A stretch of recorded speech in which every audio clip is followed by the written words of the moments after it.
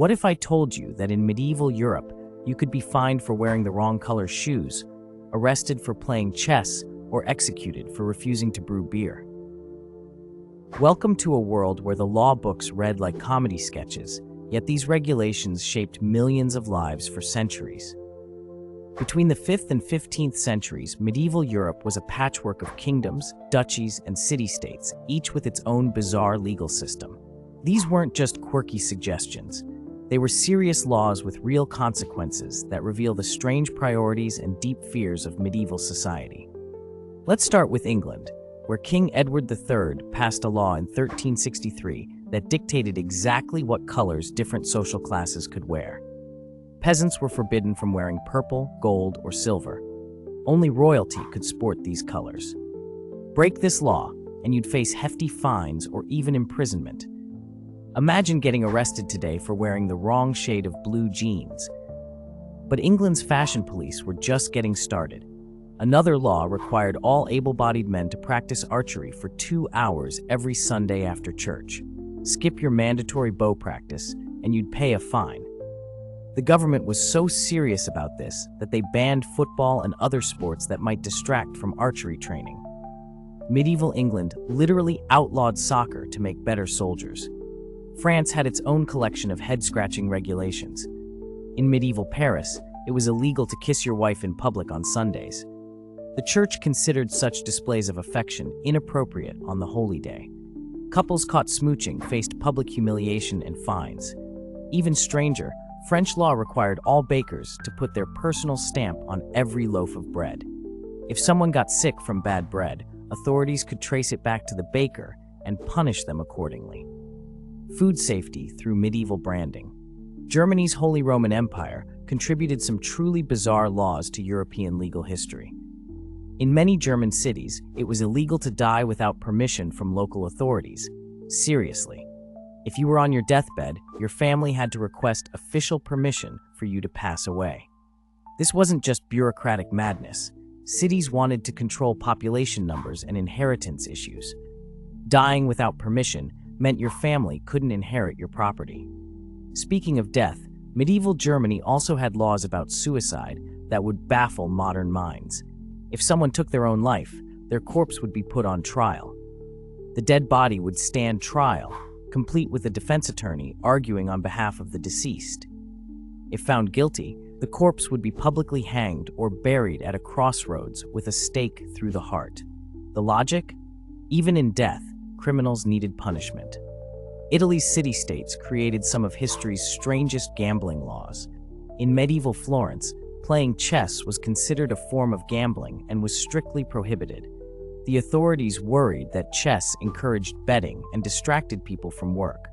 Caught playing the royal game, and you'd face the same penalties as dice players and card sharks. Meanwhile, actual dice games were perfectly legal in designated areas. Venice had perhaps the most specific fashion law in European history. The city banned extremely tall platform shoes called chopines, but only if they exceeded a certain height. Women's shoes couldn't be taller than 3 inches. Any higher, and the wearer risked fines and confiscation of their footwear.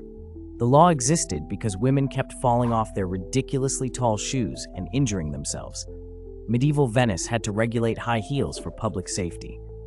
Scotland contributed the infamous law requiring every household to brew ale. This wasn't optional, it was a legal obligation. Families who failed to brew beer faced serious penalties. The reasoning was practical. Ale was safer to drink than water in medieval times, and the government wanted to ensure everyone had access to this essential beverage. Refusing to brew beer was essentially endangering public health. But perhaps the strangest Scottish law involved bears. It was illegal to let your bear roam freely through the streets without proper supervision. This law existed because wealthy nobles and traveling performers actually owned bears as entertainment. The authorities needed regulations to prevent these dangerous animals from terrorizing ordinary citizens. Medieval Scotland had bear control laws centuries before modern animal control. Sweden had equally bizarre animal-related legislation. It was illegal to paint your horse purple. This law emerged because some crafty merchants were dyeing old, sick horses with bright colors to make them appear younger and healthier at markets. Purple dye was particularly popular for this deception. Swedish law stepped in to protect buyers from colorful horse fraud.